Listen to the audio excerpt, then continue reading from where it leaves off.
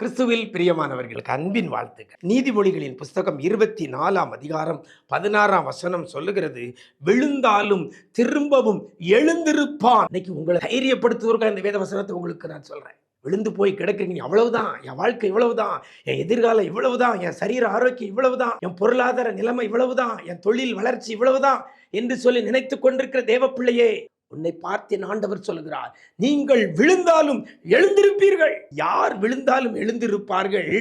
வசனத்தில் ஆரம்பத்தில் சொல்லப்படுகிறது நீதிமான். ஒரே ஒரு அடிப்படையான ஒரு காரியம், நீதிமானாய் நம்ம இருக்கணும். இயேசு கிறிஸ்துவின் இரத்தத்தால் கழுவப்பட்ட பிள்ளையாக மாறுவீங்கன்னா நீங்க நீதிமான். அதில் வசனத்தில் இன்னும் சொல்லப்படுகிறது, நீதிமான் 7 தரம் விழுந்தாலும் திரும்பவும் எழுந்திருப்பான். பிரியமானவர்களே, நீதிமானாய் மாறிவிடுங்கள்.